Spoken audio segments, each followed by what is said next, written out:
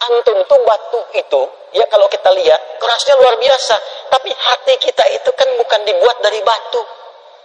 Masa batu yang keras saja masih bisa lembut mendengar asma Allah? Hati Anda yang dicipta tidak dari batu, kenapa tidak bisa tersentuh? Ada apa itu? Jangan bebal dengan taubat. Jangan abai sampai hati mati. Ya, kalau sudah hatinya mati, susah nanti. Jadi ada dua sahabat, dua orang. Yang satu menzalimi kawannya sampai dihisab di hari kiamat. Yang satu pengen nuntut pada Allah.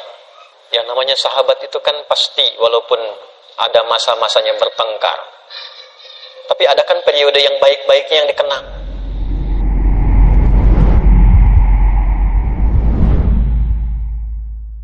Kita diminta oleh Allah Subhanahu wa taala, oleh Rasulullah SAW untuk sadar diri.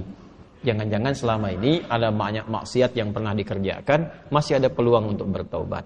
Walaupun itu sebagai dosa besar, sepanjang ajal belum tiba, cepat taubati. Dekati Allah Subhanahu wa taala. Jadi nyambung semua dari bacaan salat subuh tadi. Saya tidak pernah janjian dengan Ustaz Amiruddin untuk imami tadi. Tidak tahu saya. Tahu-tahu yang dibaca surat itu, ayatnya itu nyambung dengan apa yang kita bahas. Jangan bebal dengan taubat, jangan abai sampai hati mati. Ya, kalau sudah hatinya mati susah nanti. Alam ya'ni lil ladzina amanu an takhsha'a qulubuhum li dzikrillah wa ma nazala minal wa la yakunu kal ladzina utul kitaba min fatala 'alaihimul amadu faqasat qulubuhum. Kalau sudah dapat hidayah kata Allah di surat Al-Hadid, hadid itu besi. Besi sekuat-kuatnya masih bisa lunak. Hati antum itu bukan dari besi, masa enggak bisa lunak? Batu itu sekeras-kerasnya masih bisa tasbih, masih bisa pecah kalau mendengar asma Allah. Makanya keluar air. Ada air terjun macam-macam dari batu itu mendengar asma Allah itu pecah itu. Keluar. Ini bab iman ya. Bab iman. Kalau mau ditelusuri pakai akal silahkan. Ya. Silahkan. Kok bisa? Karena keluar air. Siapa yang perjalankan air di situ, Joni?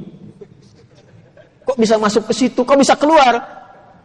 Nah, dibacanya pakai iman, maka turunlah ayat-ayat untuk menyentuh iman. Al-Baqarah 74. Tsumma qasat qulubukum min ba'di dzalika fahiya kal hijarati aw ashaddu qaswa wa inna minal hijarati lama yashaqqu fa yakhruju minhul wa inna minha lama yatafajjaru minhul anhar. Batu aja yang keras itu kalau mendengar asma Allah bisa pecah. Bahkan bisa mengeluarkan air dan bermanfaat. Antum itu batu itu, ya kalau kita lihat, kerasnya luar biasa. Tapi hati kita itu kan bukan dibuat dari batu. Masa batu yang keras saja masih bisa lembut mendengar asma Allah? Hati Anda yang dicipta tidak dari batu, kenapa tidak bisa tersentuh? Ada apa itu? Nah ternyata maksiat itu bisa membuat hati keras melebihi batu. Waktunya yang paling ideal bertobat diantaranya itu 10 hari pertama bulan Dzulhijjah. Karena pada saat itu rahmat Allah diturunkan. Ampun ditebarkan. Ya. Kalau ada orang masih belum mampu untuk menyebut asma Allah dan beristighfar di waktu itu, kita doakan. Makanya doakan secara terbuka. Allahumma ighfir ummata Muhammad sallallahu alaihi wasallam. Allahumma arham ummata Muhammad sallallahu alaihi wasallam. Allahumma aslih ummata Muhammad sallallahu alaihi wasallam. Allahumma farrij ummata Muhammad sallallahu alaihi wasallam. 4 ini baca. Biasakan baca. InsyaAllah kalau kita biasakan, itu berpeluang besar mendapatkan syafaat di sisi Allah Subhanahu wa ta'ala. Syafaat. Dari mana taunya? Bukan lu taati itu. Itu ada ilmunya. Ada riwayat yang tersambung sampai di bab Yaumul Hisab. Jadi ada 2 sahabat, 2 orang. Yang satu menzalimi kawannya. Ya, zalimi gitu sampai dihisab di hari kiamat. Yang satu pengen nuntut pada Allah. Yang namanya sahabat itu kan pasti walaupun ada masa-masanya bertengkar, tapi ada kan periode yang baik-baiknya yang dikenang. Makanya Sayyidina Ali bin Abi Thalib radhiyallahu taala anhu pernah mengajarkan, kalau saling menyukai, ini menyukai dalam arti berteman baik ya. Kalau saling menyukai, berteman baik, yang sewajarnya saja. Jangan berlebihan. Nah, sewajarnya ini standar agama. Ya, standar agama itu tinggi sekali. Saling berbagi, saling memperhatikan dalam kebaikan, ya. Nah, sewajarnya itu yang dimaksudkan. Jangan berlebihan, khawatirnya nanti saat ada kebencian, kembalinya lama. Tapi kalaupun tak suka, jangan berlebihan. Siapa tahu satu masa ada momen pertemuan yang saling mengikat, nanti kenalannya lama. Nah, ini dua orang ini pernah jadi sahabat, kemudian bermusuhan. Sampai menuntut di hadapan Allah di hari kiamat. Begitu dituntut itu, apa kata Allah? Ditampakkanlah keindahan surga untuknya. Begitu ditampakkan, bertanya, ya Rabb, untuk siapa surga ini?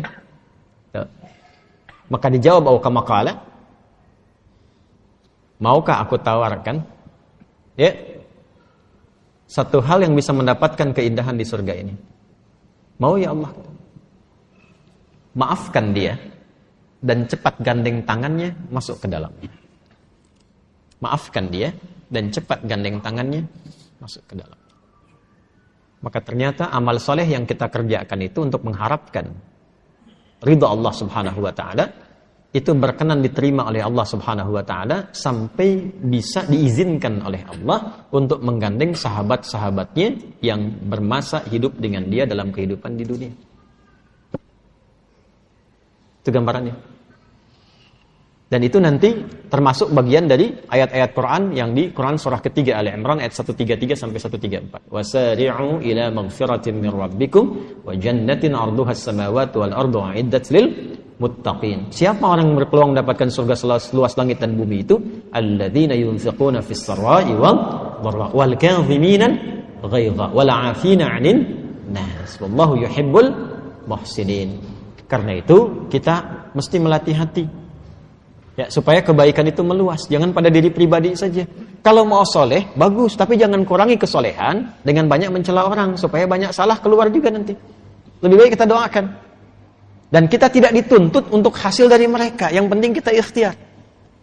Nah, 4 ini tadi.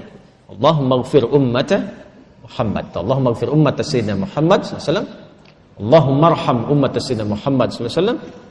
Allahumma aslih ummata Sayyidina Muhammad SAW. Allahumma farrij ummata Sayyidina Muhammad SAW. 4 ini biasakan. Ya Allah, mohon ampuni dosa-dosa umatnya Nabi Muhammad SAW.